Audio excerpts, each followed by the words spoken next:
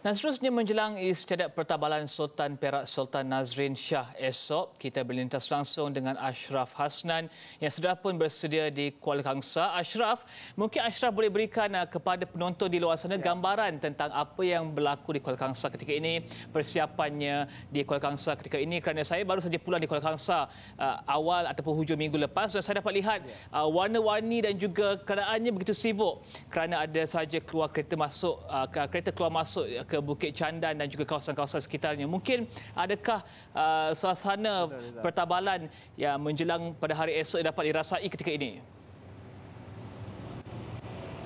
Ya Rizal, suka untuk saya memetik sedikit titah baginda Sultan Perak Sultan Nazrin Muizzuddin Shah, di mana baginda menitahkan supaya istiadat pertabalan kali ini baginda mahukan ianya lebih sederhana.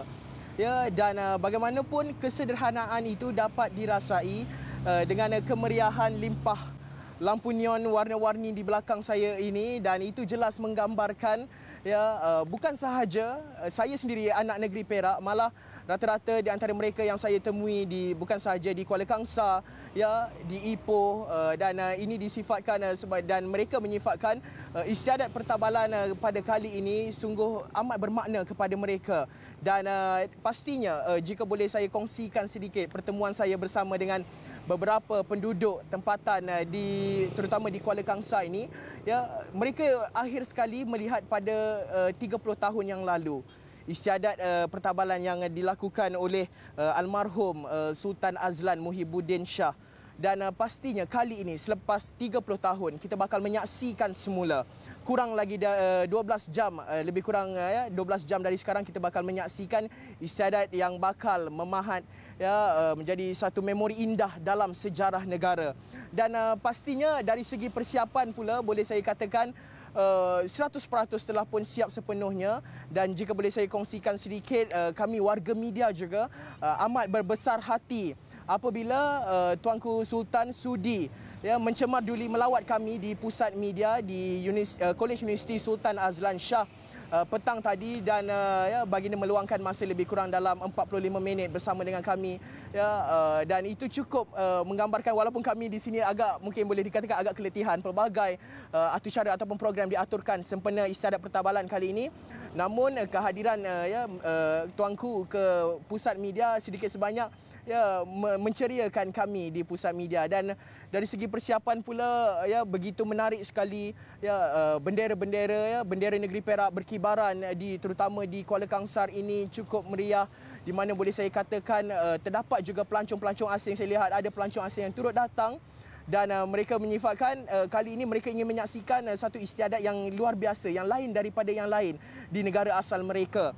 Dan jika boleh saya recapkan sedikit ataupun jika saya boleh ceritakan perjalanan untuk esok, kita bakal menyaksikan pada pukul 8.15 pagi istiadat kawalan kehormatan di dataran Istana Iskandariah Kuala Kangsar, dan kemudian pada pukul 10 pagi istiadat pertabalan akan dimulakan di Balai Rong Sri Istana Iskandariah Kuala Kangsar. Selesai istiadat pertabalan, tembakan meriam 21 das akan dilepaskan, dan itu menandakan Sultan Nazrin Muizzuddin Shah telah pun ditabalkan sebagai Sultan Perak yang ke-35, Rizal. Dan Ashraf, saya rasa kami ingin mengetahui apakah perjalanan penuh istiadat pertabalan ini, kerana bagi mereka yang di luar sana yang tidak menyaksikan istiadat pertabalan yang terdahulu yang berlaku 30 tahun lepas, Mei 6 ataupun 6 Mei pada hari esok adalah istiadat pertama, dan akan berlaku istiadat susulan yang akan berlaku sepanjang 15 hari jika tidak silap saya. Dan mungkin Ashraf ada perincian secara amnya apakah perjalanan yang dapat dijangkakan dan juga liputan dan laporan yang dapat disediakan oleh Ashraf daripada Perak bergerak ke hadapan.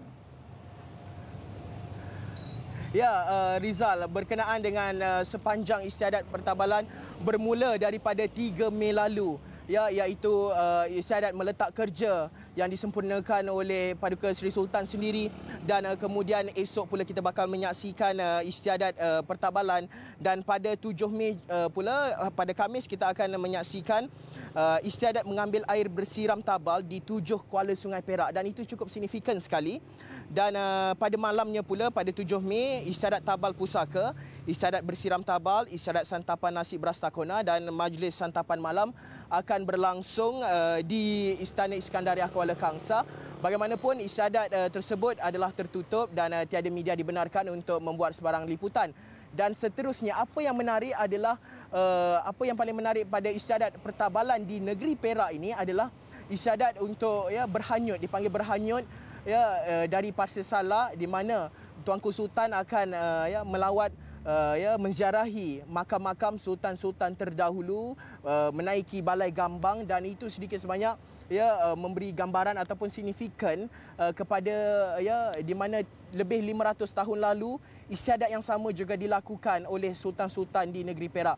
Dan Sultan Muzaffar Shah, Sultan Perak yang pertama, telah pun menjejakkan kaki di Beting Beras Basah dan istiadat yang sama juga akan diulangi oleh Sultan Nazrin, Sultan Perak yang ke-35 yang dijangkakan dilakukan pada 16 Mei nanti. Dan selain daripada itu, Tuanku Sultan juga mahukan penlibatan rakyat jelata, di mana baginda menitahkan bahawa istiadat ini bukan sahaja melibatkan kerabat diraja, malah baginda mahu penglibatan setiap lapisan masyarakat. Jika boleh saya kongsikan, terdapat pelbagai aktiviti. Jika semalam pagi terdapatnya pameran di mana orang ramai boleh melihat gambar keluarga tuanku sendiri, Tuanku Zara, dan selain daripada itu pertandingan pidato dan juga esei melibatkan pelajar sekolah, melibatkan sudut lebih intelek dan pastinya akan ada juga larian pertabalan. Dan pastinya saya akan teruskan membawa liputan yang lebih lanjut dari semasa ke semasa berkenaan dengan istiadat pertabalan ini. Dan jangan lupa saksikan esok.